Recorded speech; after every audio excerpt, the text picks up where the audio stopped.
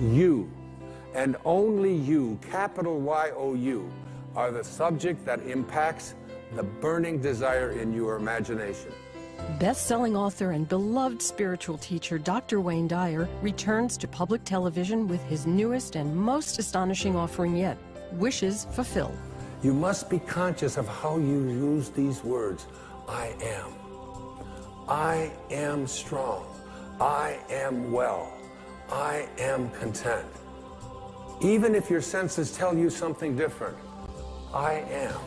Learn the 5 Wishes Fulfilled Foundations, 5 steps to manifesting your deepest desires while living from your highest self. If you would like to accomplish something, you must first expect it of yourself. Join Dr. Wayne Dyer on a joyful journey to create your most extraordinary life when Wishes Fulfilled airs next. You are living and feeling as if your future dreams are a present fact.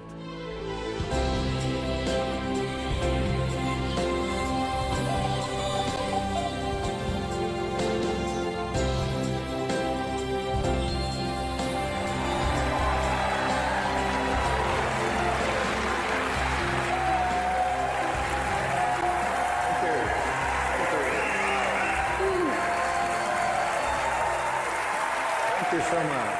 Thank you. Thank you.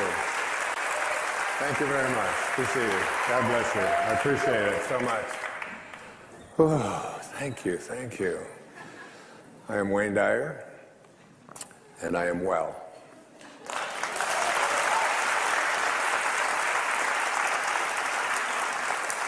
In fact, I am perfect health. And by the time this program is over, you'll have a much clearer understanding of what those words really mean. It's just great to be back on public television. We've been doing public television pledge shows since 1998. My children were raised, I have 8 of them, and they were raised on public television. Little Barney things were all over my house for so many years. And of course, I think of public television as one of the great energy systems coming into our homes, and I'm proud to be a part of it, to support it, and to help raise money for it. It's our national treasure, and I'd hate to think of what would ever happen if we lost it. The show is called Wishes Fulfilled.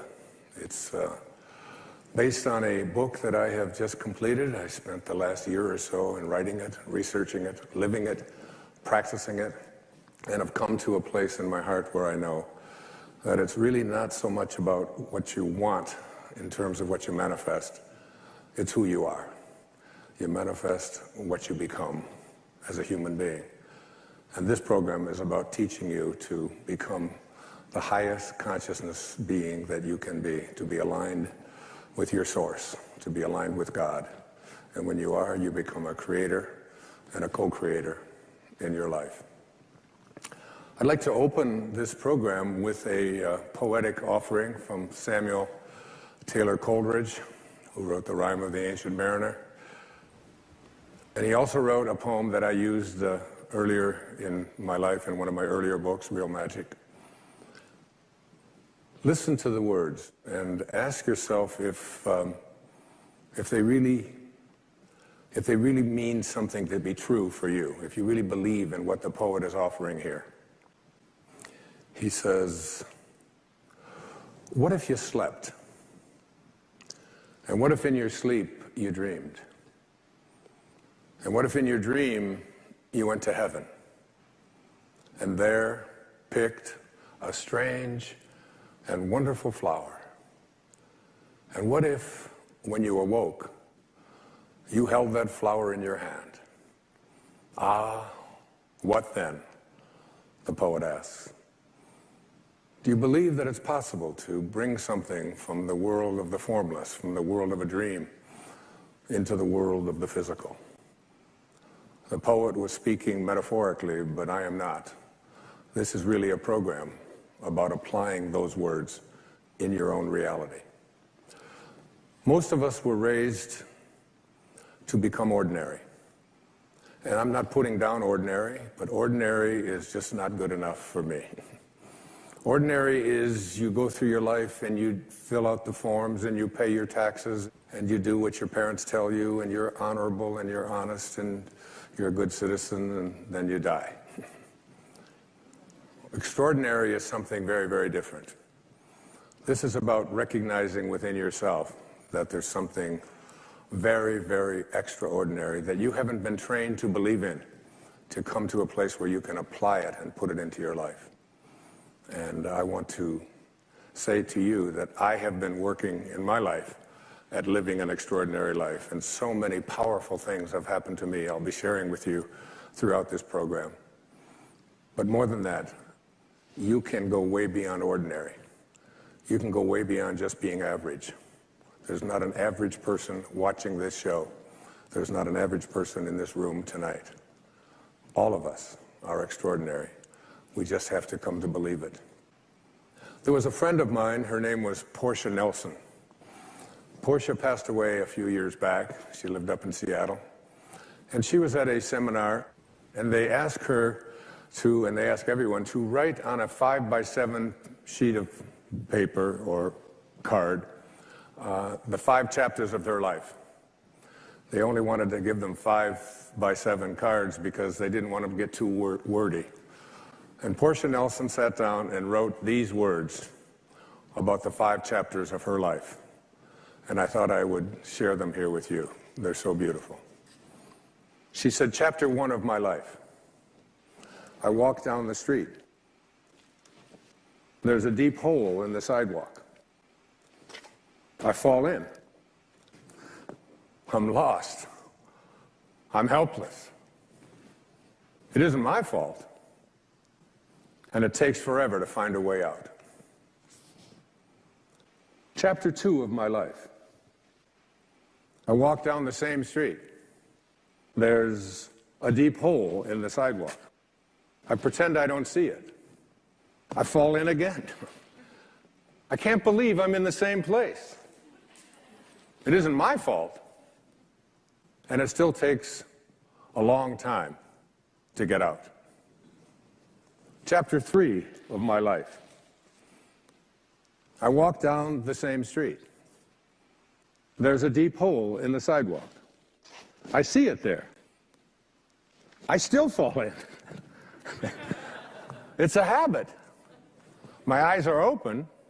I know where I am. It's my own fault. And I get out immediately.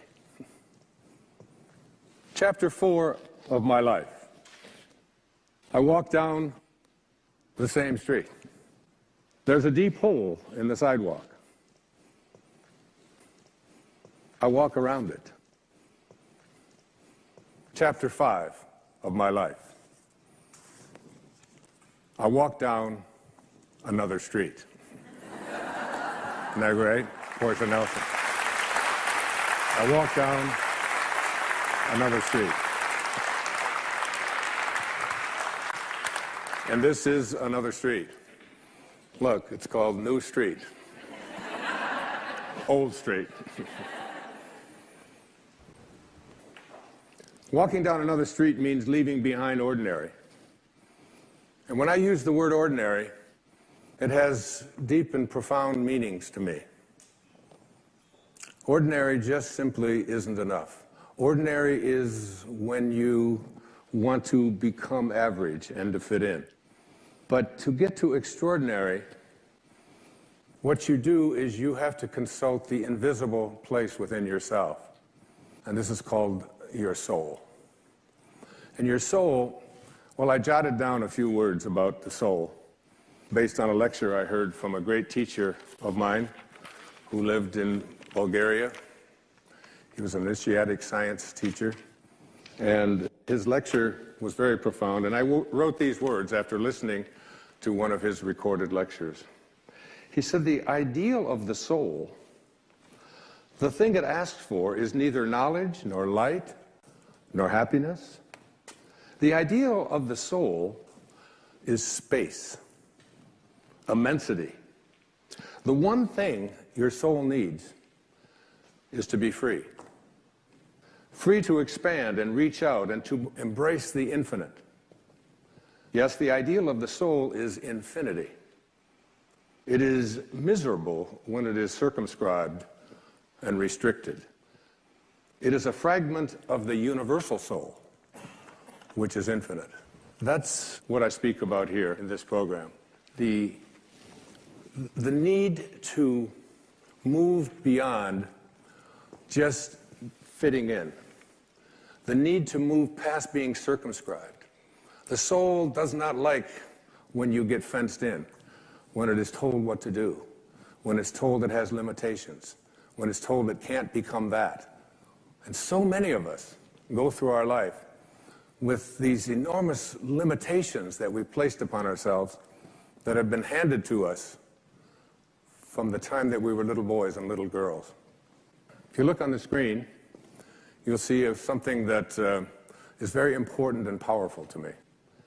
I was swimming not too long ago up in Minneapolis. I went to see my daughter, Tracy, and up and down I would swim the pool, and every time I would look up, I would see this written on the wall.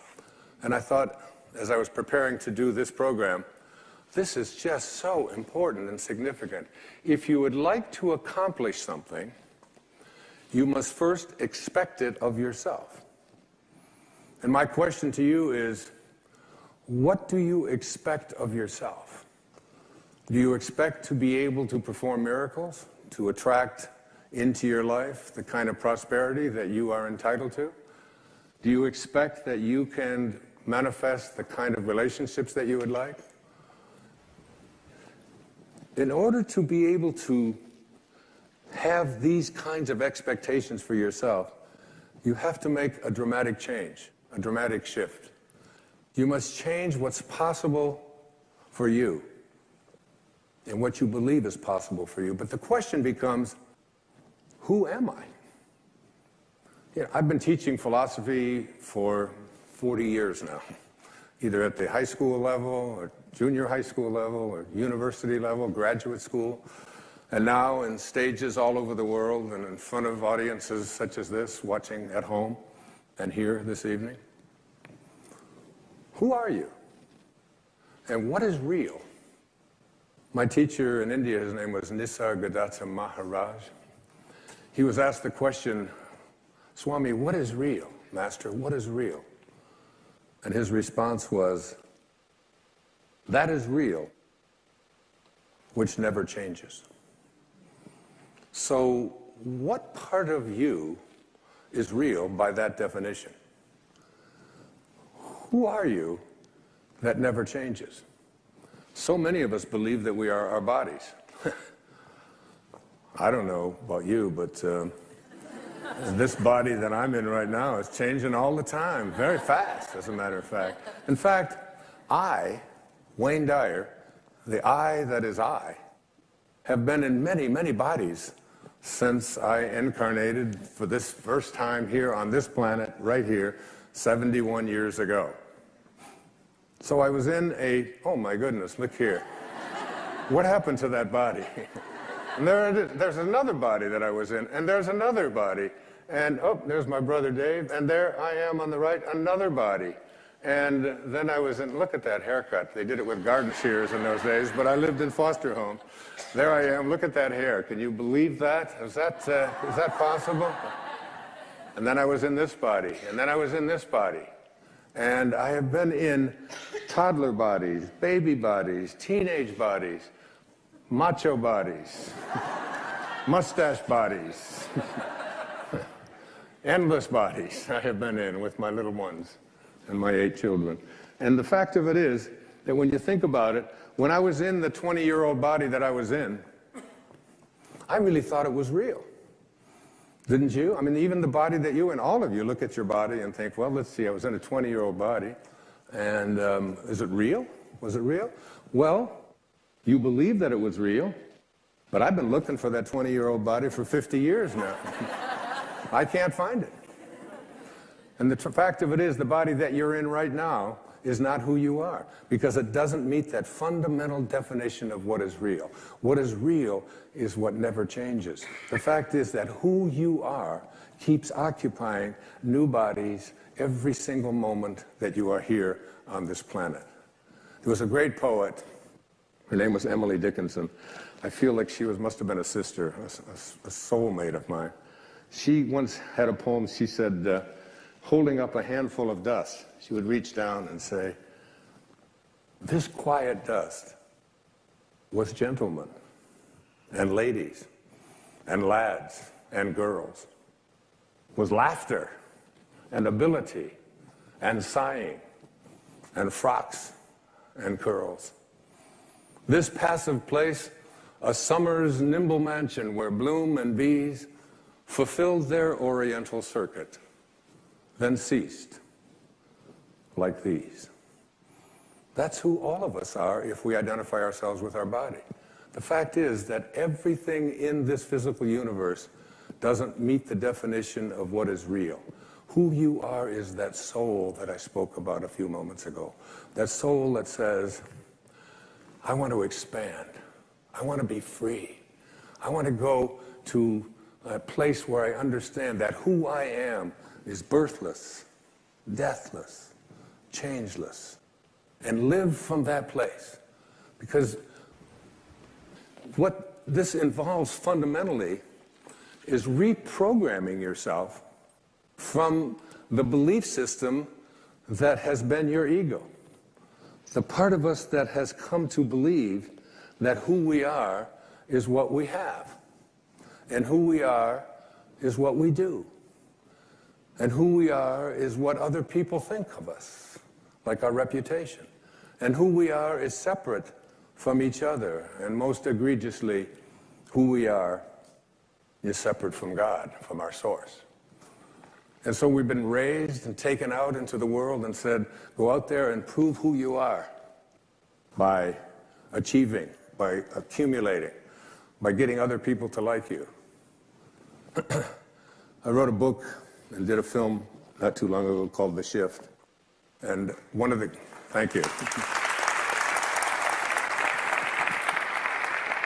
And in there I spoke about and used these words. The direction we take in life is far more important than the place that our ego parks us in this present moment. That who we are is this divine, infinite being that keeps occupying new bodies endlessly until we leave this body and then move on. And there is no beginning, there is no end, there is only now, each and every one of us. So the soul, the part of you that is extraordinary, the part of you that came into this world and knows, I can be anything, I can do anything, I can accomplish anything that I place my attention on. Because if you want to accomplish something, you must first just expect it of yourself. And this means changing around the expectations that you've been conditioned to believe are your dharma or are your destiny. I am limited. I am not entitled to prosperity. I am unable to deal with my physical ailments. I need something else. I need to take pills in order to do it. I need to have somebody else do it for me. That within each and every one of us, there is this marvelous knowing that is really and truly God ourselves, each and every one of us. Thank you. Thank you so much. You're very kind. You're very kind. Over the years, I've written many books, 37 of them to be exact. What has come to become really clear to me in the last few years of my life is that there really are two selves within each and every one of us. Muktananda called the ego, the part of us that has edged God out, ego, edged God out, the false self. And the false self is this part of us that is not authentic. It is the ego. This false self is the part of us that is always trying to win, trying to own things, trying to prove itself. We send our kids off to school and we tell them, you know, be ahead of everybody else, win, no matter what, and so on. And they have a tendency to believe that who they are these bodies, even though the body they're in is going to change and you'll never be able to find it again. And then there's within each and every one of us a higher self. And this higher self is really the soul, it's really the spirit, it's really God. But these two selves are sort of constantly they're not at war so much with each other, but there's this battleground that we have within us. I'll give you an example of it in my own life. Somebody on the internet, a guy named Watkins, has put out a list, because there's lists for everything. The 100 most spiritually influential people alive. And they put out this list, 100 people. And they rank from number 1 to 100. And I'm on the list. I'm one of the, yeah, thank you. Not only am I on the list, but I am, according to this list, and they've got all this criteria of how you get on this list, I am the 3rd most spiritually influential person alive. How about that, huh? So the spiritual part of myself, my soul, the higher place within myself,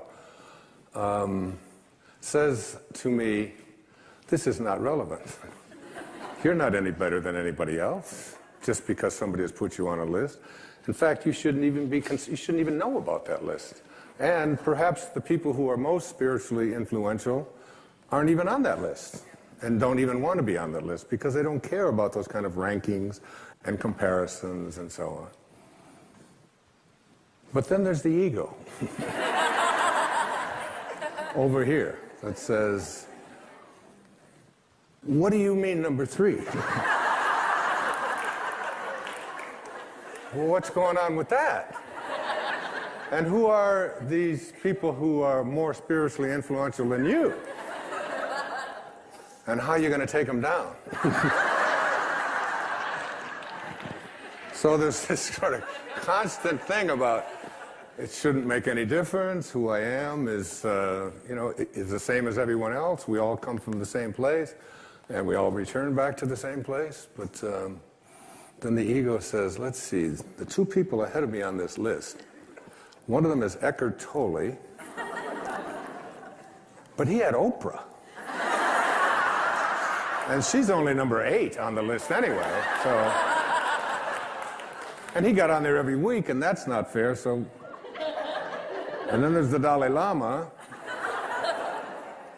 And I figure Eckhart and I maybe can get together and take the Dalai Lama out of this thing. Or maybe I should align with the Dalai Lama, and anyway. The ego is doing this number on us. But there's also the part of us that is divine. And this is the place that I'm addressing here in this program. There's a quote from Joel Goldsmith. Joel wrote so many great books. A Parenthesis in Eternity was one of them. And this is what Joel said. He said, then there are those who reach a stage in which they realize the futility of this constant striving and struggling for the things that perish, things which after they are obtained prove to be shadows.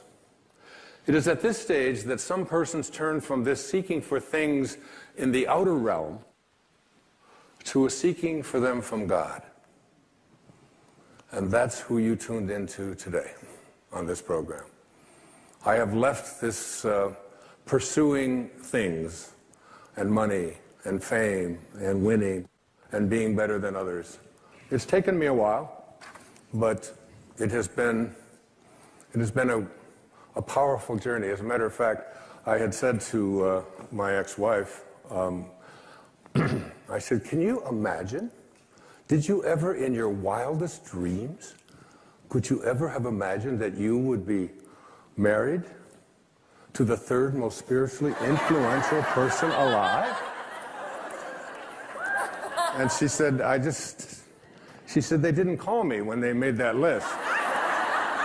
And she said also, She said, I don't want to upset you, dear, but you're not in my wildest dreams. I said, well, all right.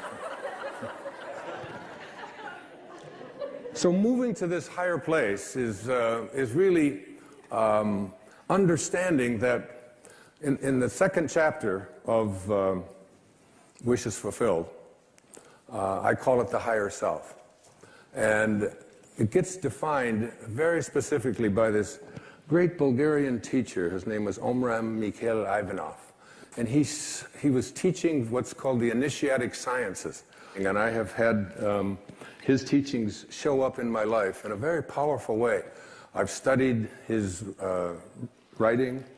I've listened to many of his recorded lectures that took place back in the 50s and 60s and 70s. And I brought a quote of his that I'd like to share with you. Our higher self is perfect, omniscient, and almighty, a fragment of God himself, a pure, transparent, luminous quintessence. I love that. I love great writing like that. And that within each and every one of us, there is a place inside of each and every one of us that is all-knowing, that is almighty, that is actually a fragment of God. He then went on to say, the Creator has planted within every creature a fragment of himself, a spark, a spirit of the same nature of himself. And thanks to this spirit, every creature can become a creator. And this means that instead of always waiting for their needs to be satisfied by some external source, human beings can absolutely work inwardly by means of their own thoughts, their own will, and their own spirit to obtain nourishing, healing elements that they need. This is why he said to all of us, the teaching I bring to you is of the Spirit, of the Creator, and not of matter. A spark that is in each and every one of us. And this spark, I want you to be able to recognize, because that spark, I'd like to see you have it grow from just a tiny little spark, which means you can hardly see it, to a fragment, to a piece, to a larger chunk, if you will, to a section, so that this spark within you that you see up here is growing and growing and growing until it absolutely becomes even more than you imagined. T.S. Eliot, the great American poet, said, we shall not cease from exploration, but at the end of all of our exploring will be to return to the place from which we originated, but to know it for the first time. I paraphrase that, it's off a little. To know it for the first time. I think that T.S. Eliot might have been speaking about death, but I'm not. I think that we can come to know this place from which we originated, the place to which we return, all of us, by allowing this spark to become something bigger than just an occasional thing where you extend an act of kindness someplace, or you have it at the church or at the mosque or at the synagogue on a holy day or a holy observance, that it can become your way of being. There was a great teacher in India. His name was Vivekananda. Vivekananda came to the West as a young teacher, a very profound teacher. And he was asked the question, but how do you do this? How do you access this higher self? How do you make this your reality? And he said these words to his devotees, and I say them to you. He said, in the springtime, go out and observe the blossoms on the fruit trees. He said, the blossoms vanish of themselves as the fruit grows. And so too will the lower self, the false self, the ego, vanish as the divine grows within you. It's about allowing yourself to recognize you must have this spark because this is what you came from, and this is what you return to. And as this spark becomes a fragment and becomes a section and becomes larger and larger, you reach what I call in Wishes Fulfilled, the third chapter, the highest self. And what is the highest self? This is the one that's going to surprise you a bit. The highest self is the self that you haven't been trained to believe in. You've been trained to believe in your ordinary awareness. Your highest self is where you begin to recognize your connection to your source, to the Tao, to the divine, to God. There were three very important teachings that came to me before I put this program together and before I wrote Wishes Fulfilled. The first was a book by a man named U.S. Anderson. U.L.S. Anderson. Passed away in 1986. Very profound teacher. And he wrote a book called 3 Magic Words, which I have had people tell me you must read. So it's fairly heavy reading, but the kind of reading that I love. And there's 12 chapters in the book. And you get to the 12th chapter and you keep waiting for the 3 magic words. Because he doesn't say what they are. And at the end of each chapter, there's a meditation. And in this meditation, you practice and put into the awareness within yourself of recognizing the highest place within yourself. And ultimately, at the very end, he said these words. Chapter 12, the very end of it. It's called The Veil Removed. This is the ineffable secret, the ultimate illumination. The key to peace and power. You are God. Those are the 3 magic words. If you will accept this towering truth and dare to stand atop this magnificent pinnacle, universal consciousness will be revealed to you from within. God is there.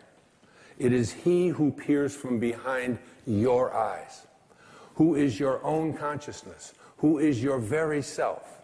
You are not just a part of God, you are altogether God. And God is altogether you. Now, that's scary stuff for a lot of people. We weren't raised to believe that. I'm not saying that you ought to go out into the world and say, excuse me, but you know who you're talking to, that I am God. And the reason that we laugh is because we think of God as the God that we've created in our own image. The God of the ego, the God who's angry, the God who wants special favors, the God who has the ability to heal but withholds it. But there's another word that Jesus used in the New Testament, and this is the God I speak of, quoting him. God is love. And he that dwelleth in love dwelleth in me, and I in him. God is love. Pure, unconditional, blissful, divine love. That's who you are. The second great teaching was a man named Neville Goddard. Passed away in 1972. Lectured over in California, particularly in the 40s and 50s and 60s. I read his book, The Power of Awareness, 7 times. I gave it to each one of my children at Christmas a couple of years ago, and they called me up and they said, Dad, it's great, but I don't understand it. It's a little heavy. I said, well, then maybe it's part of my dharma to make it a little clearer. And chapter 27, the last chapter of his book, The Power of Awareness, it says this. In all of creation, in all of eternity, in all the realms of your infinite being, the most wonderful fact is that which is stressed in the first chapter of this book. You are God. You are the I am that I am. You are consciousness. You are the creator. This is the mystery. This is the great secret known by the seers and prophets and mystics throughout the ages. This is the truth that you can never know intellectually. If you want to understand something intellectually, what you must do is analyze it, come up with a formula for it, study it, look at other experts about it, and come up to a conclusion. If you want to understand something spiritually, you must first experience it. You must come to know this within. In the New Testament, which I read completely before I wrote Wishes Fulfilled, Jesus is about to be stoned. And he says, "Why would you stone me?" And they say, "Because you blaspheme. You are a man, and you claim to be God." And Jesus responds in his words, "Is it not written in your laws that I have said you are gods?" All of you. We are all gods. We have within us, not the God that so often we are taught is outside of us, but the God that is love, the God that is perfect love, the soul that wants to expand because it is infinite and doesn't want to be restricted.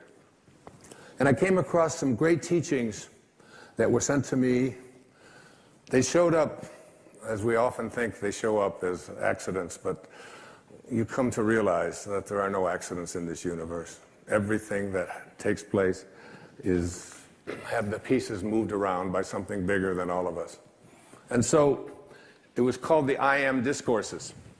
And I quote from the I Am Discourses. "The first expression of every individual everywhere in the universe, either in spoken word, silent thought, or feeling, is I am, recognizing its own conquering divinity. The student, me, you, all of us, endeavoring to understand and apply these mighty yet simple laws, must stand guard more strictly over his thoughts and expression, in words or otherwise. For every time you say, I am not, I cannot, I have not, you are, whether knowingly or unknowingly, throttling that great presence within you." These words, I am. I opened up this program with the words, I am well, I am perfect health. And where do you think they came from? What do these words, I am, mean? A very quick retracing of the story of Moses. Moses, this little baby who was born at a time when the Pharaoh had ordered all male children to be drowned in the Nile, and Moses' mother took his little baby, put him in a basket, and floated him down the Nile. Moses was discovered by the Pharaoh's daughter. The Pharaoh's daughter raised Moses as her own son and the Pharaoh's grandson. But along in his late teen years, he got into a conflict and ended up seeing one of the Israelite slaves being mistreated, and he ended up killing him. So Moses had to take off because he was afraid for his own life.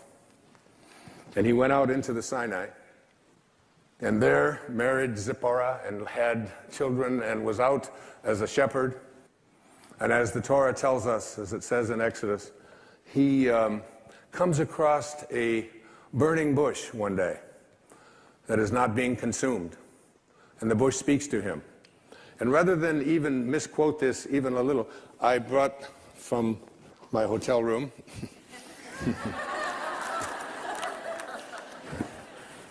You wouldn't steal the Bible, would you, Wayne? No, I'll put it back. So the bush speaks in Exodus chapter 3 and says, Moses, Moses. And the first words that Moses says to God are, "Here I am." Then he said, "Do not draw near here, this place. Take off your sandals and for your feet, for this place where you stand is holy ground." And God speaks to Moses and says, "I want you to go to the Pharaoh and I want you to free your people." And Moses is going, wait, hold on here. Who am I? And who are you? Moses says to God, "Who am I that I should go to the Pharaoh and that I should bring the children of Israel out of Egypt?"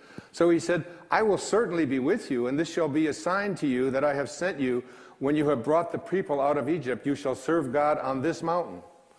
Then Moses says to God, "Indeed, when I come to the children of Israel, and I say to them, 'The God of your fathers has sent me to you,' and they say to me, 'What is his name?' what shall I say to them? And God says to Moses, I am that I am. And he said, thus you shall say to the children of Israel, I am has sent me to you. This is my name forever, and this is my memorial to all generations. My name is I am that I am. Now, every single time that you use the words I am, you are citing the name of God right from the holiest books. And every time you say the words, I am weak, I am poor, I am unlucky, I am unhappy, I am sick, I am unable to attract into my life what you want, you are desecrating the name of God. God did not say, I will be. My name is, I hope things work out well. My name is, maybe things will show up that I wanted, but possibly not. He said, I am that I am. You must be conscious of how you use these words. I am. I am strong. I am well. I am content. Even if your senses tell you something different, I am.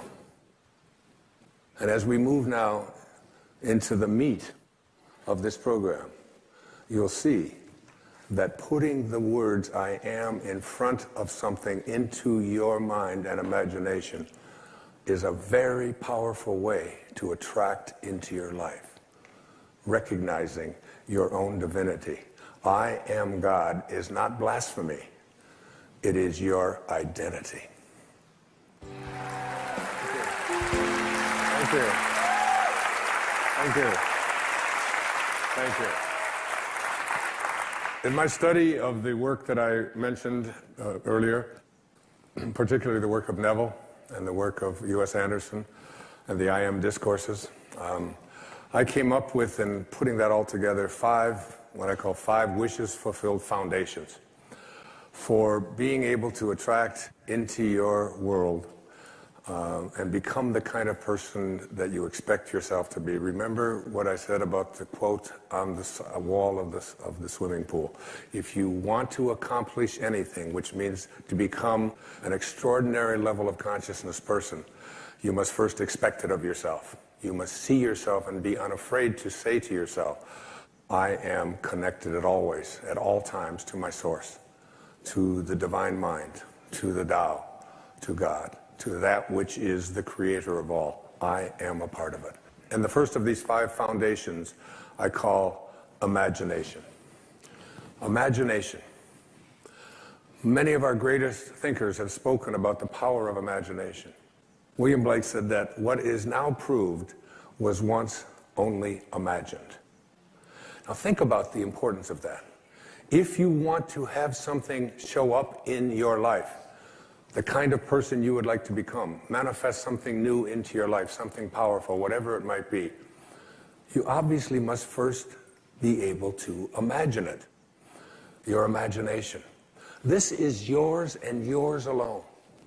You can place anything into your imagination that you want to place there, independent of what anybody else says about it, independent of what your senses tell you, independent of all the evidence that may be to the contrary.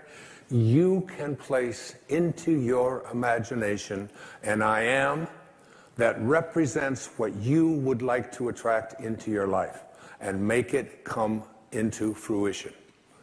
Einstein's most famous quote, one of his most famous observations, he said, imagination is more important than knowledge. Knowledge is limited. Imagination encircles the world. Placing these I ams into your imagination, I had some of you I'm sure know about it because it's been all over the papers and so on, a diagnosis of leukemia a couple of years ago. And for a while, I kind of began to believe some of the things that were being told to me about what happens when you have this particular kind of leukemia. And I have instead, in the last year or so, had some of the most amazing, astonishing things happen into my life. where I have felt I was just so alive and so strengthened and so fully connected to my source, knowing. Basically, I have a knowing in here that life itself is a sexually transmitted terminal disease, okay? That's basically the fact, all right? So I'm not saying that all you have to do is put into your imagination an I am that says I am, and you're going to live forever. That isn't, but every moment that you do have until you are called can be a moment of exquisite, extraordinary power living from that place. And that's the decision that I made. I have never felt so powerful as I have the last several years, since I recognized the power that I have in my imagination to place something there and live from it. Einstein once said, if you want your children to be intelligent, read them fairy tales. If you want your children to be more intelligent, read them more fairy tales. It's one of the reasons I've taken to writing children's books, to give children an opportunity to explore that thing called their imagination from the time that they're just little boys and little girls. And what I have in my imagination is a do not disturb sign. And it's like mentally inside, I've placed that in there. I do not anyone to disturb or try to change around anything that I have placed in there about what is possible for me. So you never want to place into your imagination any thought that you would not want to materialize. You never want to allow in your imagination to be contaminated by the way life used to be. Your imagination is yours. Don't let any other people influence you. Never allow people's ideas about what is possible or impossible for you to occupy your imagination. I've called it, throughout my life, I've called it being a scurvy elephant. When I was in the 3rd grade, I was living in a foster home out in Mount Clemens, Michigan, and I came home from school, and I talked to Mrs. Scarf, and I said, Mrs. Scarf, what's a scurvy elephant? And she said, where did you hear that? And I said, I don't know, Mrs. Poole, my 3rd grade teacher, was talking to the principal, Mrs. Smith, and she said Wayne Dyer was in his classroom and called me a scurvy elephant. So she got on the phone and she called up, and the principal said, oh, that's Wayne. He gets everything mixed up. She didn't say that he was a scurvy elephant in her classroom. She said that he was a disturbing element in her classroom. A disturbing element is someone who has in their imagination the possibility that they can do anything, that all things are possible. Again, it's one of those great lines from the New Testament. With God, all things are possible. Now you tell me, what does that leave out? What does all things are possible leave out? That doesn't leave out the possibility that we can defy gravity, that we can soar, that we can heal ourselves, that we can create magnificent prosperity in our life, that we can change the world. I said at one of the breaks here to the audience here tonight, I really believe that if this message gets out there into the world, we can shift the consciousness of this planet. If enough of us begin to believe, we're placing into our imagination a world that we want to live in that has no limitations and that is based on living from a place of love and kindness and God consciousness and spiritual awareness, divine mind at work. I believe it's possible. Thank you. But we have to do it with our imagination. It has to begin with our imagination. Collectively, if enough of us begin to believe that we can create that kind of a world, if public television can put on these kinds of programs, which is why I am a part of public television, because this is what they broadcast. This is what comes into our homes. The energy of all things are possible, not the energy of violence and hatred and, and all of the silly stuff that you see so frequently on commercial and cable television, especially the violence and especially the rude communication between young children and their parents and so on. You don't see that here. It's why I'm here raising money for this station and all public television stations. Einstein, once again, this man of imagination said, logic will get you from A to B, but imagination will take you everywhere. That's the first of these wishes fulfilled foundations. The second foundation is very significant and very important. I call it living from the end. This is one of the harder ones for people to get, but I'd like you to go again to the New Testament. Look at Romans 4:17. In the presence of him whom he believed God, who gives life to the dead, and calls those things which do not exist as though they did. And calls those things which do not exist as though they did. Those are very important, significant words. You have to be able to call the things which you have not seen yet materialize and manifest into your physical world. You have to be able to say to yourself, I call those things that I would like to become as if they already do. And you place into your imagination fearlessly the I ams which you would like to create for yourself. And when it's time for me to write another book, I don't even know what it's going to be. I just know that it starts germinating inside me. And it's like a calling, it's like a passion. And I'm over there at my writing space. And before I do, I come up with the title. And before I even write one word, I did it with this book, Wishes Fulfilled. I take a jacket, this isn't even my book. And I take this jacket and I ask the art department at Hay House if they will please design a book with this title. And I put it around another book, which I have done, and I set it on my writing space next to Ralph Waldo Emerson and Jesus Christ picture and Paramahansa Yogananda and my children and the people that I love deeply and profoundly in my life. And I look at it with 3 white candles that I light every single time I sit over there. And I look at that jacket. And it's as if I call those things, the book does not exist. I call it as if it did. When my leukemia diagnosis came in, the information that was sent to me continuously was, it's incurable. This is something that you can't change. And I would say to my children who would send me this, I would say, I'd really appreciate it if you didn't send me that kind of stuff. And they'd say, what do you mean? Why, Dad? Why wouldn't you want us to send that? It says that right in there. I said, what part of I am well is it that you don't understand? Because I have placed that into my imagination.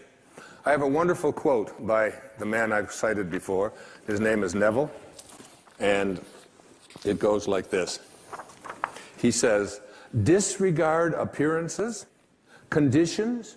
In fact, disregard all evidence of your senses, that is what your eyes and ears tell you, that deny the fulfillment of your desire, whatever it is you want to attract into your life. Disregard appearances, conditions, in fact, all evidence of your senses that deny the fulfillment of your desire.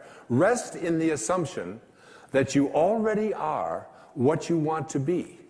For in that determined assumption, you and your infinite being, your extraordinary self, which is what this program is about, are merged in creative unity, and with your infinite being, God, all things are possible. God never fails, and you are a piece of that which never fails. And you are going to move beyond just being a piece and just being a fragment and just being a segment until it becomes your overwhelming knowing that you have within you this divine capacity. You don't need evidence of your senses. I wrote a book a few years back. The title of it, I had to get my publisher because they didn't understand it. They called back, they said, I think you got this wrong. I said, no, it's called You'll See It When You Believe It. Not the other way around. People will say, well, I'll believe it when I see it. It doesn't work that way. You'll see it when inside you have a knowing. And Neville also said, therefore, to incarnate a new and a greater value of yourself, you must assume that you already are what you want to be, and then live by faith in this assumption. Now, this flies in the face of so much of what you've been told, because you have a tendency to believe that what your eyes and ears tell you is reality. But this is what we know by our senses. Just this little tiny fragment. I can't even get, it's like a millionth of a millimeter. And all that is unknown is in the invisible, in the imagination. And most of our attention is focused on, this is my beliefs and my disbeliefs about what is possible and what isn't possible are here. And it's an endless universe. So placing I ams into your imagination is one thing. It's an intellectual act. Living from the end means that you call the things which do not exist as if they did. You begin to say to yourself, you don't have to say it to anyone else, you don't have to write it down, you don't have to get anybody else's approval, you don't have to look on the internet, you don't have to do anything like that. I have had such a magical experience. While I was writing Wishes Fulfilled, I had so many divine things come into my life. I had a man who lives down in Brazil, in Abidjan, named John of God, come into my life in a way that was so profoundly life-changing that it's almost hard for me to find the words to express it. At the same time, I had a woman come into my life, a woman from Bulgaria. This country has just she's here tonight. Her name is Mira Kelly. And she brought with her something off of the internet about a near-death experience, about a woman in Hong Kong whose name is Anita Moorjani. She's an author, a Hay House author now, and she's written a book, a powerful book. And I read this story about Anita, and it seems that on the 2nd of February, in the year 2006, this woman was wheeled into a hospital in Hong Kong. She had been sick for 5 years. Her organs had all shut down. Her family was gathered at the emergency room. Her husband, who was here tonight, I'm honored to have met, a beautiful man named Danny. And the doctors had told her family and her husband that these were her last hours. She was down to 86 or 88 pounds. Anita emerged from her coma, some 30 hours in a coma. And she has a story to tell that is so compelling. And she's here from Hong Kong to share with you some of the lessons that she learned while she was in this comatose state and what she came back to teach us. She's one of the most beautiful human beings I've ever been privileged to know and honored to support and write a foreword for her book. And she's here with us today, and I'd love you to meet her. Anita Moorjani, please come on.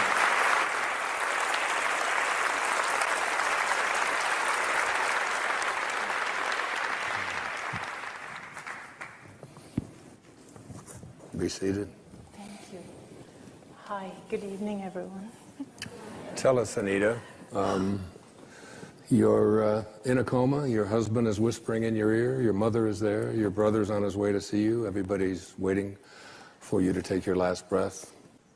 What were you observing, and what did you learn, and what did you come back to teach us? Wow, there's so much there. Even though I was in a coma, I was actually aware of everything that was happening around me. I'm sorry, I still get emotional when I think of that state. It was 5 years ago, but I still remember it as if it was yesterday. I was in a coma, but I was aware of everything the doctors were doing. I was aware of my husband. My mother was crying. She was, because the doctors had told them that I only had a few more hours to live. My organs had shut down, and these were my last hours. And I wanted to assure them that I was feeling fine, that I was feeling great, but I couldn't. I couldn't understand why I couldn't communicate with them. And each time it felt as though I was getting involved in the drama and my emotions were being pulled towards feeling for my mother and my brother. At the same time, it was as though I was being pulled away. And it was as though my energy or my awareness or consciousness was just expanding. And it was just expanding and expanding and just getting bigger and bigger. And it felt as though I could feel what everybody was feeling. I could feel what my husband was feeling, what my mother was feeling, and the doctors as they were running around trying to save my life. And then I became aware of what I can only describe as unconditional love. It was as though I was just surrounded or embraced by this unconditional love. And when I say unconditional, I mean really unconditional. It was like I didn't have to do anything to prove myself or to be anything, or I was loved unconditionally regardless. It was as though even things that I could have perceived to have done wrong in my life, it wasn't as though I was being judged. There was no judgment whatsoever. There was only compassion. It was like compassion, and it was like I understood in that state why I would do whatever I did in life. It was, everything I did was out of the limitation of being in a physical body. So you were looking at your body, and you were given a choice, is that right? Whether to get back into this sick body, That's right. Or not. And what did you do? I became aware of the presence of my father. He had passed away 10 years before me. And I also became aware of my best friend who had passed away 2 years before, and I had missed her desperately because she was like a sister to me. Did you feel when you were in that near-death experience state, in that coma, watching it, that coming back also meant that you had something to teach everyone? And what was it that you felt you had to teach them? I felt that I had to come back because there was a greater purpose. Because at first, I didn't want to come back into my body because my body was so sick. And there was just so much unconditional love on that side. It's really, really hard to leave. So if anybody has lost anyone, I can completely understand why they would stay there. But also, I seem to get the message. I seem to understand that it wasn't my time, and I had a mission. I had a purpose, and I had not yet fulfilled. And I seemed to understand that even in order to fulfill my purpose, I wouldn't have to really go and figure it out, or I wouldn't have to pursue anything. I would just have to go back and live fearlessly and just not be afraid to be myself. And that's all I had to do. I also sensed that my husband and I still had a purpose to fulfill. My husband he's truly my soulmate because he was there talking to me all the way through, talking in my ear and holding my hand, and I was aware of that. You learned some very important things. Yes. Was it like just about being positive, to be a positive thinker? Was that... No, in fact, being positive is not enough. I used to always be positive because I was a people pleaser. I used to always stay positive because I never wanted to bother anyone or trouble anyone. I learned that more important than being positive is being yourself. I learned that that's actually the most important thing, is to be yourself. Because that's why we're here. We're here because we're facets of one. It was as though we are all one. Without my body, it felt as though I was connected to everyone and everything. Was fear a big part of your life, and had something to do with being ill? Your being sick? Yes, fear was a big part of my life before I was sick. I used to live a life in fear of not being good enough, fear of everything, fear of illness, fear of not meeting other people's expectations. And but my near-death experience taught me that there's nothing to fear. In fact, when I was given the choice, I felt I reached a point where I had the choice of whether to come back or not. And it was my father and my best friend who actually said, now that you know who you truly are, go back and live your life fearlessly. And have you been doing that? Yes, I have. Ladies and gentlemen, Anita Mirjani.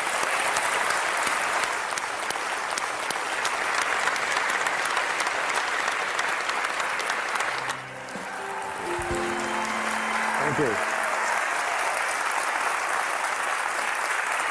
Thank you. It gets better and better, honestly. It's hard to top Anita Mirjani's story, but the lessons are very, very profound here. The third Wishes Fulfilled Foundation is called Assume the Feeling of the Wish Fulfilled. Assume the feeling of the wish fulfilled. So here's where we are. We have used our imagination. We have placed something into our imagination as an I am, which is the name of God. I am strong. I am healthy. I am kind. I am prosperous. I am getting the job that I'm applying for. I am whatever it might be. I am. And then you have practiced calling it as if that which does not exist as though it did. And then you move now from the world of the intellect, because understanding something intellectually is very different than understanding something spiritually. To understand something spiritually, you must experience it. And in order to experience it, you have to experience it in your imagination as an I am, but you must be able to feel it. Our feelings are the things that take place in our body. It says, Neville says, and I have this on next to my bed where I live in Maui, make your future dream a present fact by assuming the feeling of the wish fulfilled. So whatever it is that you would like to experience in your life, remember, your imagination is yours. Everything that now exists was once imagined. Therefore, everything that is going to exist must first be imagined. Okay?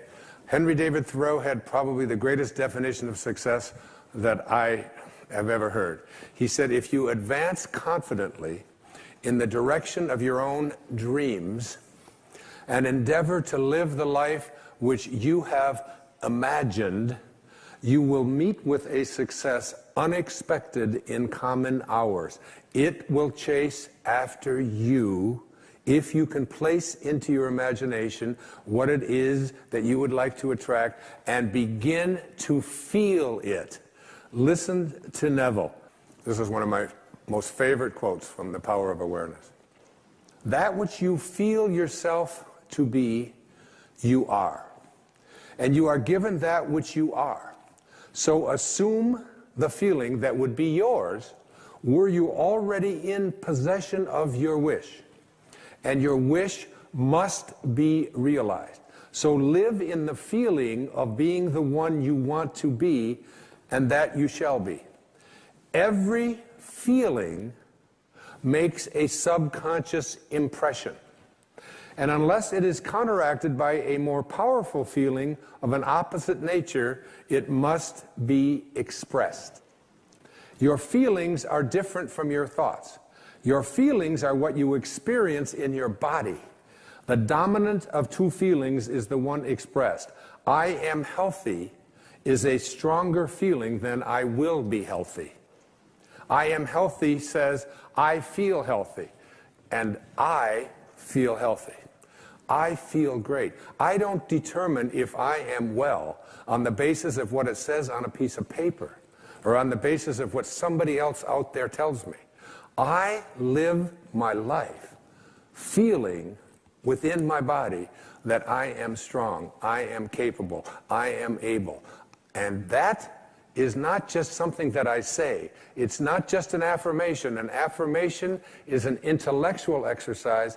This is a spiritual knowing within that I am well, I am content, I am prosperous.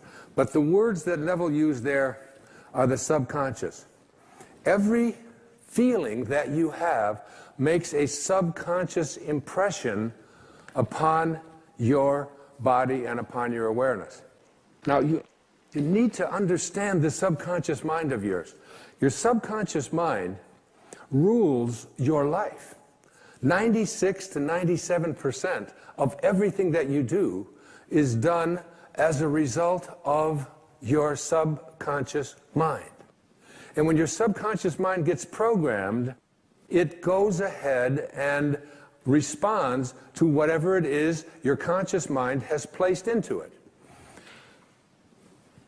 I was 18 years old.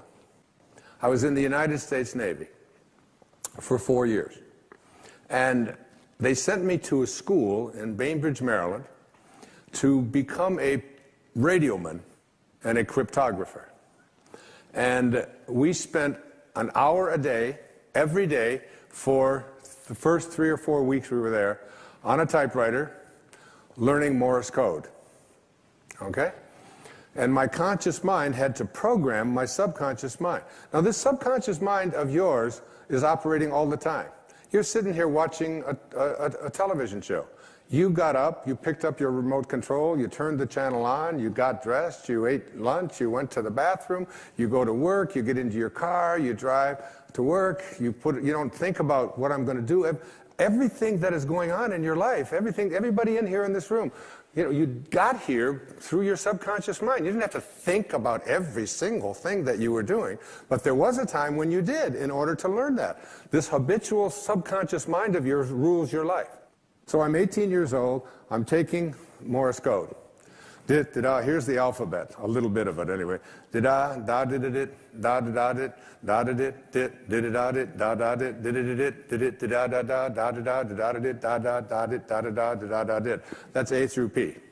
Check it out. That's 53 years ago. And my subconscious mind is still keeping track of the da da da da da da da da da.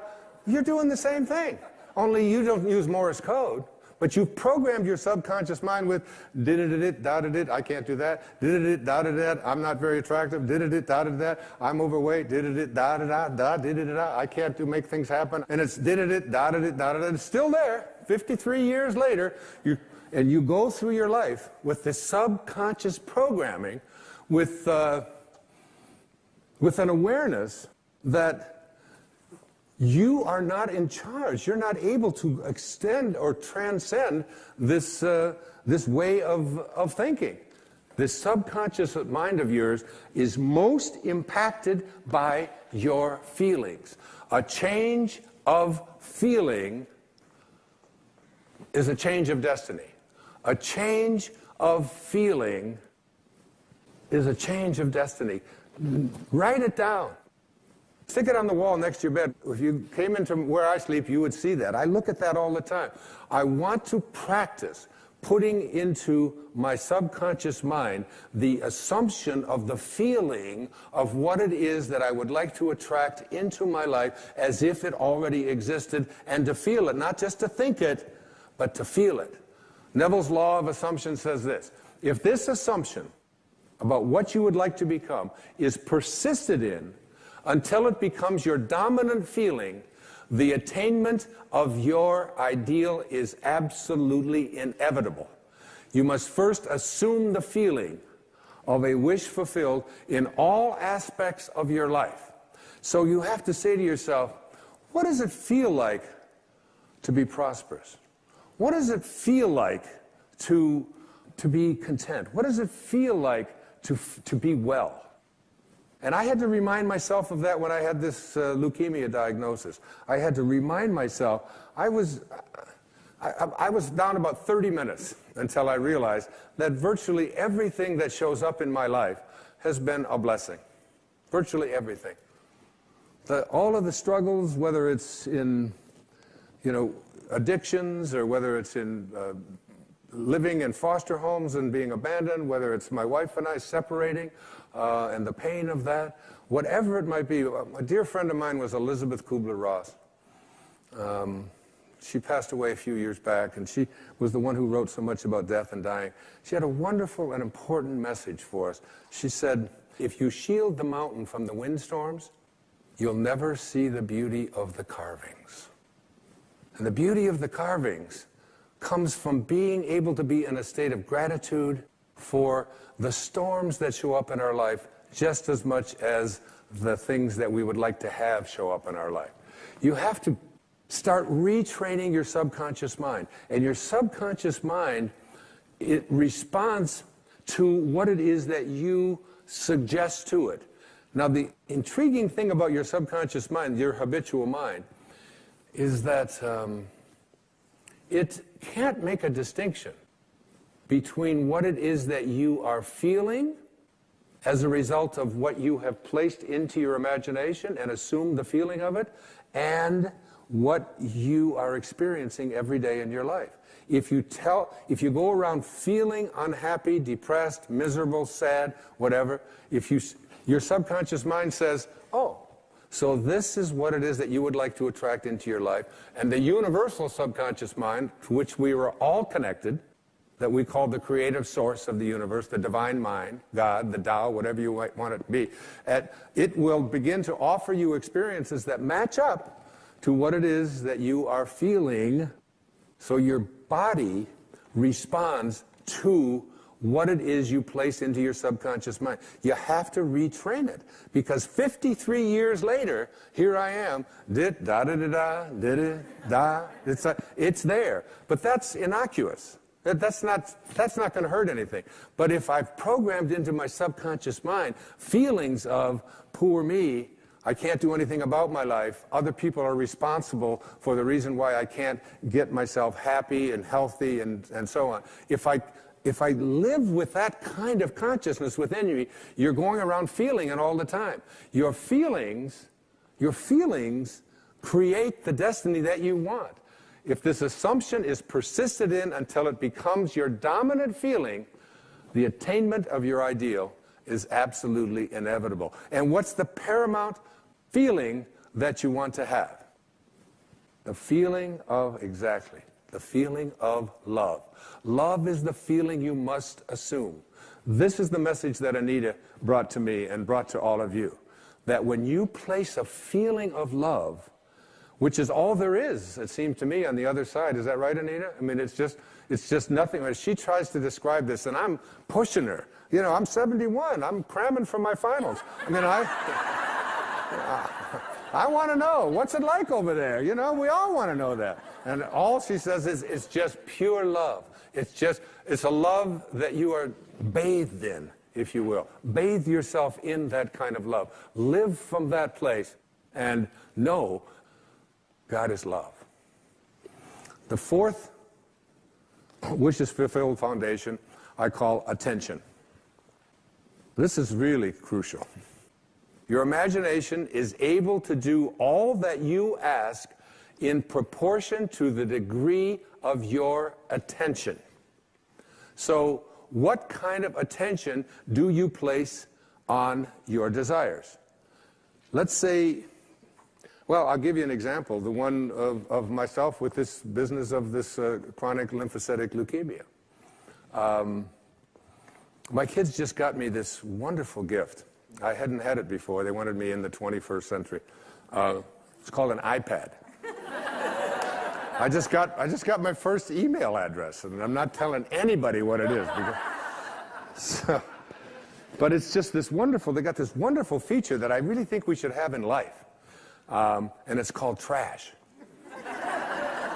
which I had never seen before. They were explaining this to me. So anything that comes in that you don't want, you just push this little button, just like this, and it goes like this. It actually moves, and it makes a little sound.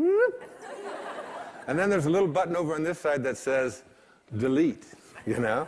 So it's something you put into the trash, and then you hit delete, it's gone forever. That's the kind of way you want to use your attention. There are two kinds of attention, according to Neville. Subjective attention and objective attention. Subjective attention is different from objective attention. You want to use subjective attention, not objective attention. Neville says there's an enormous difference between attention directed objectively and attention directed subjectively. And the capacity to change your future depends on the latter. Whatever you have placed into your imagination, you always go to your reality and call that which does not exist as if it did. I am, and I have a rule about it. It's don't complain and don't explain. You don't have to explain what you have placed into your imagination. It is totally yours. One of my great teachers in my life in my early doctoral years was Dr. Abraham Maslow. He said, become independent of the good opinion of other people. Trust yourself. Subjective attentions. You, and only you, capital Y-O-U, are the subject that impacts the burning desire in your imagination. You are living and feeling as if your future dreams are a present fact.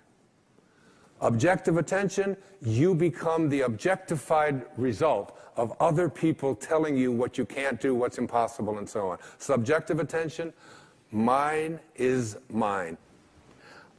I have an image that I use, I call it the super glue method.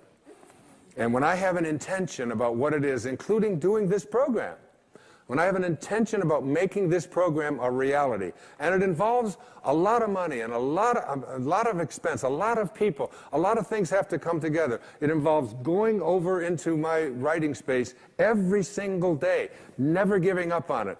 Even if I don't feel like writing, 4 or 5 hours every single day, because I superglue my intention into my imagination. And I don't allow anybody else's opinions to do anything to distract from that. I don't care if they tell me I can't do it, or if it's impossible, or it'll cost too much, or we can't do it.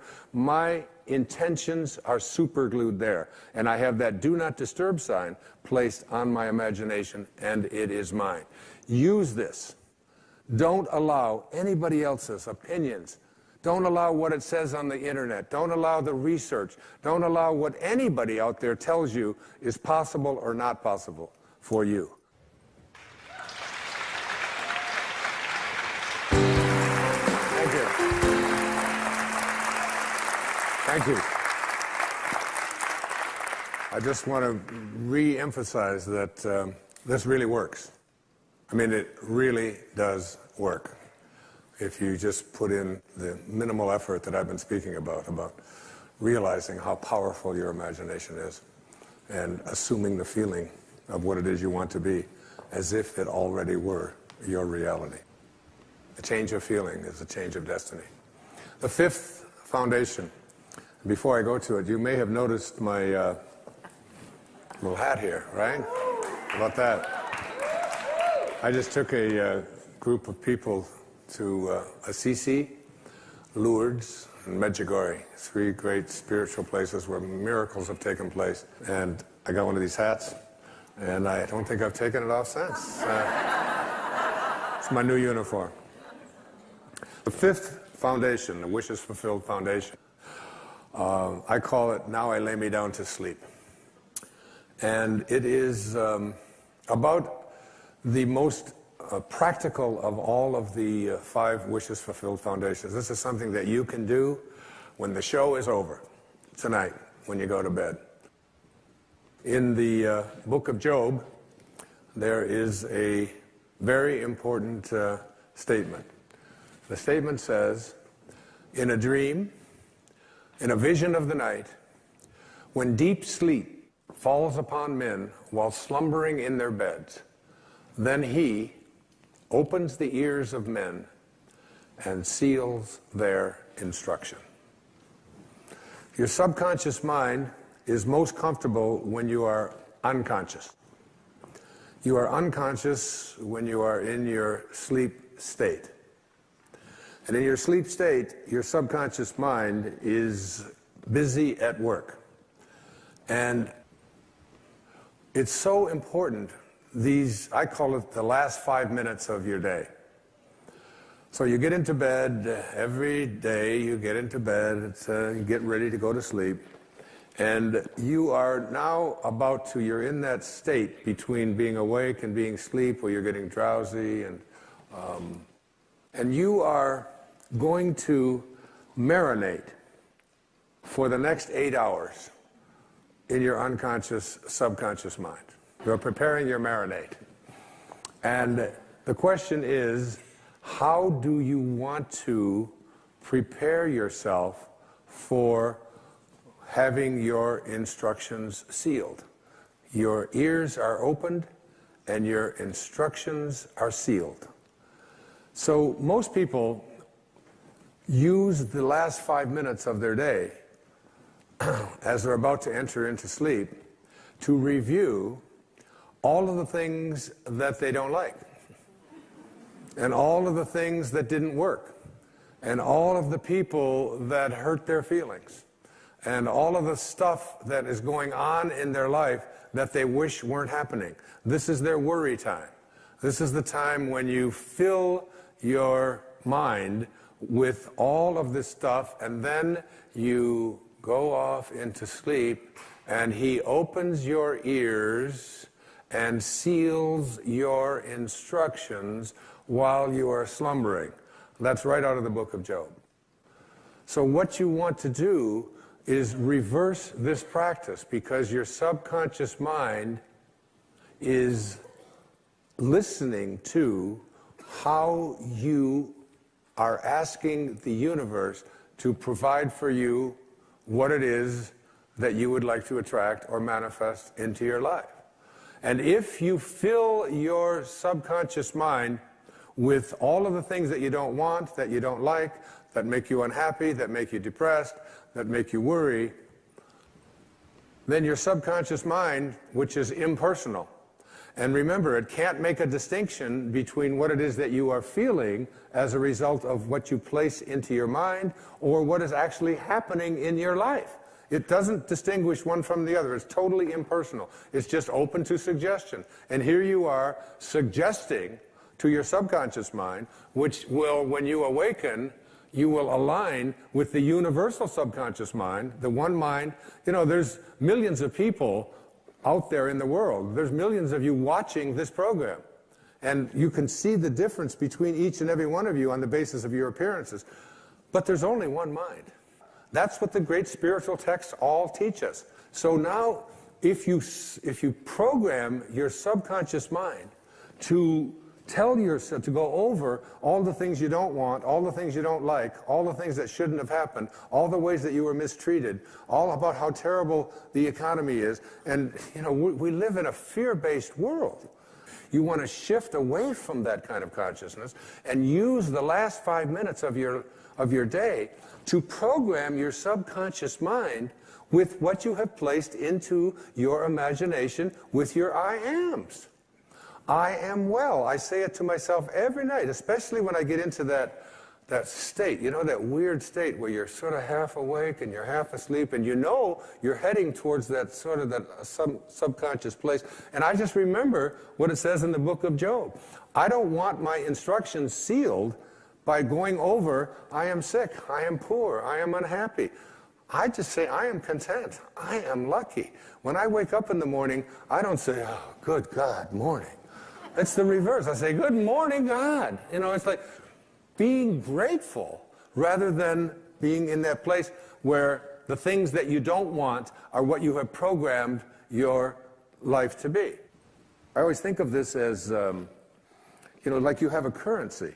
And if I were to give you currency to go out and purchase what you want, and every place you went, you took this currency that you have to purchase what you want, and you purchase what you don't want, and then when you get home and you wonder why your house and your life is filled with everything that you don't want, it's because you're insane. That's just insanity. It is. I mean, why would you take the currency that you have to buy what you do, that's there for what you do want, and spend it on what you don't want? Well, the currency that you have for attracting into your life what you would like to have are your thoughts and your imagination and your I ams, your God consciousness. Why would you use it to say, I am unable, I am unlucky, I cannot, I will not? You're throttling, that's what it says in the I am discourses, you're throttling that great I am presence that is located within you. And so the last 5 minutes of your day, as you're about to marinate for 8 hours in your subconscious mind with your unconscious state, you want to go into that state. Even if your senses tell you, oh, you're just fooling yourself and so on. You don't want to use your senses and the internet and other people's opinions, what you see, what you hear. You want to let go of all of that and recognize that anything that you want to attract or create for yourself in your life begins with what you have placed in your imagination and have assumed the feeling of that wish fulfilled, and now you're going to practice it. Because I've been trying to getting stuff out of your subconscious mind is a big job. It really is. Most people are just not willing to do what it takes. I still can't get the Morse code out of my subconscious mind. I need to have a major deprogramming thing. There's that exit sign. It's always there. But that's just harmless. What isn't harmless is, placing into your subconscious mind all the things that you're reviewing about what you don't like, about what didn't happen, about who mistreated you, about how sad you are, about how this can't happen. You are a creator. Neville put it this way. He said, the feeling which comes in response to the question, how would I feel were my wish realized, is the feeling which should monopolize and mobilize your attention as you relax into sleep. How would I feel were what it is that I would like to attract and create? And I don't care what it is, whether it's about the condition of your body, the disease state that you're in, the fact that you've been overweight for 3 centuries or 3 decades or whatever it is, the fact that you've been addicted, you ignore it. Even if you're drinking the coffee and doing the drugs and drinking alcohol or eating the sugar and so on, ignore what your senses tell you. Ignore what you see on the scale. Ignore all of that and say, I am sober, I am healthy, I am well-being, I am content, I am happy, I am perfect health. Because ultimately, that's how you will attract it. You have to be able to see the wish fulfilled already in advance and call those things which do not yet exist as though they do. Now, as I get ready to conclude this program of love, there are 2 really significant things. You've gone to sleep, you've programmed your subconscious mind, and I want every one of you watching this show, I want you, when you get into bed tonight, just try it tonight. Instead of using these 5 minutes to review what you don't want, review everything that you've placed into your imagination. And keep this in mind when people say to me, and they say it to me all the time, what if I do everything that you say and it doesn't work? It just doesn't work. The student should constantly remind yourself, if it doesn't feel natural, it isn't going to work. Okay? Now, I was being interviewed on a national television show by a guy who was about 5'7" and weighed maybe 140 pounds. And he did this long, intensive interview with me. And he said, you mean to tell me that if I do everything that you say, that I can become a linebacker for the New York Giants professional football team? Because he lived in New York. And I said, does it feel natural for you to be a linebacker for the New York Giants? Does that feel natural to you? And he said, no, it doesn't. And if it just doesn't feel natural to you, then all of the rest of this is just a waste of your energy. Now, the question isn't whether you're going to become a linebacker on a professional football team. But does it feel natural for you to say, I deserve prosperity? Does it feel natural for you to say, I deserve to be in a state of well-being? I deserve for my body to weigh exactly what I want it to weigh, what it is supposed to weigh? Does it feel natural for you to say, I am beautiful, I am strong, I am capable, I am loved? If it doesn't feel natural, you've got a real problem going with your subconscious mind. You've got a Morse code in there. Did-did-did, I am fat. Did-did-did, I am poor. Da-da-da-did, I am unable. You have to start reprogramming your subconscious mind to say, I came from a place of well-being. I came from a place of perfect health. I came from a place of love. And I am well-being. I am wealth. Now, on the other hand, there are some people, like there's a basketball player out there in the NBA. His name is Muggsy Bogues. Muggsy Bogues is about 2'3". Now, he's about 5'7" or 5'8". And he can dunk a basketball. He's 5'7", and he can dunk a basketball. I'm 6'2". I can hardly see the rim.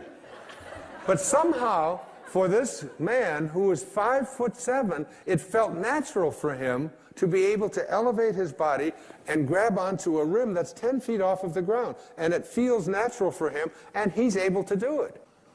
And there are so many examples of people who have accomplished things that they have never had a belief system that it was impossible for them. So for every single one of us, the intention needs to be, it feels natural to me. Even if I don't know how to do it, even if I have no experience with it, even if it's something that everybody else has told me I can't do, you need to be able to say to yourself, yes, I feel natural being happy, being loved, being prosperous, being all the things that I placed into my imagination. The second thing that I'd like to say in conclusion is that I was trying to manifest something into my life. And I did everything, but it still wasn't working. And then I reread the I Am discourses.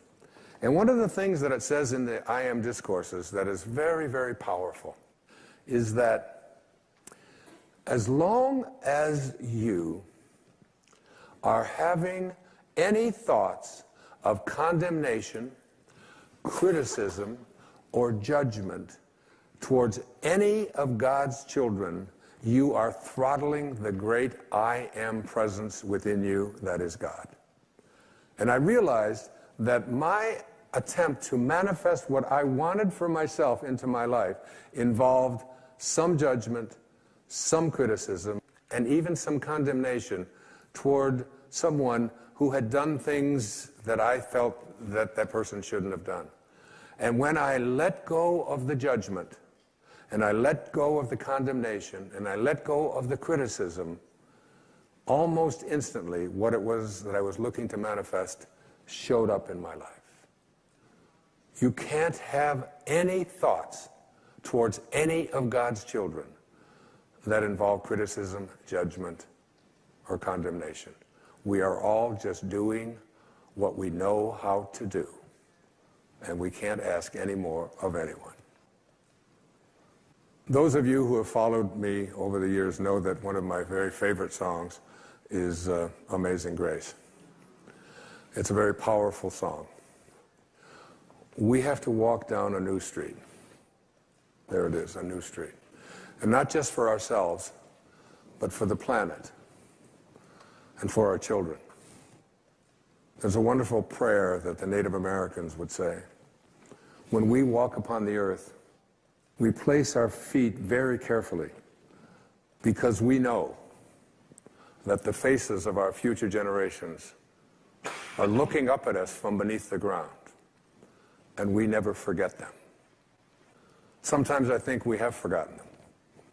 Sometimes I think we forget that we are borrowing our planet from them. This is theirs, and they're just letting us use it.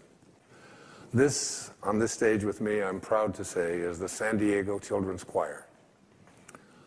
And I would like to tell all of you, ladies and gentlemen, the story about the song you're about to sing. This song was composed by a man named John Newton, who lived back in the 18th century. And he was in the business of selling human beings into slavery. He was 22 years old, and he was a slave ship captain. And in this hideous practice that was so commonplace in the 17th and 18th centuries in the British and American empires, he was taking people from West Africa on his ship to the New World, to South Carolina, to be sold into slavery. And halfway across the ocean, he encountered a storm.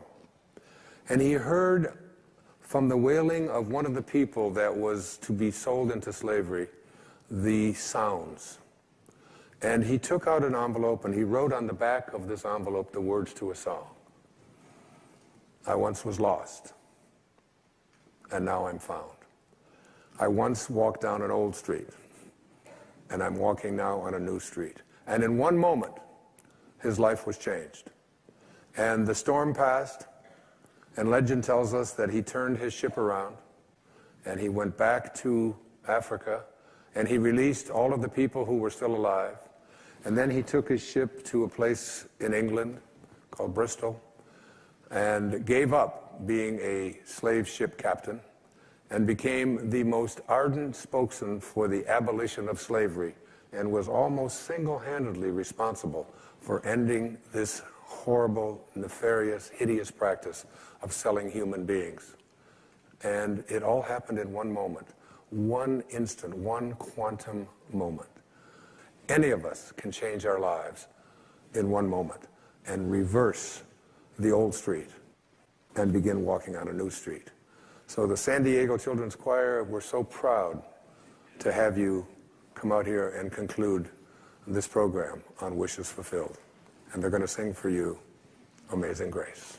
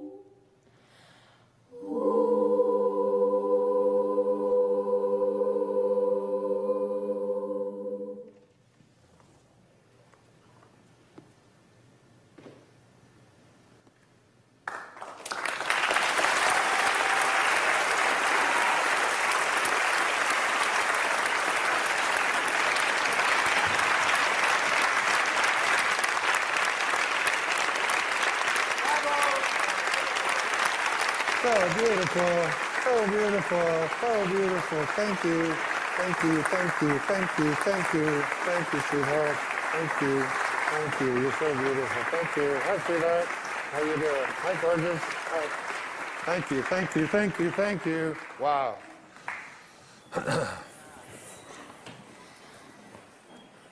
They're here, and we thank you for letting us use this planet, and we hope that we will remember you in all that we undertake and all that we do.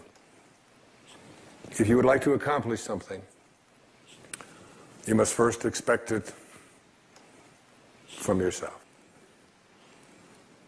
Every one of you. You are a spark that can grow until you recognize that you truly are divine beings. Because in every moment of your life and every moment of your lives, you have this choice. You can either be a host to God or a hostage to your ego.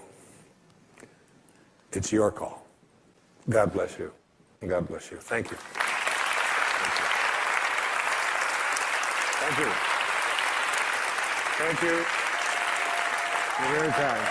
Thank you. Thank you.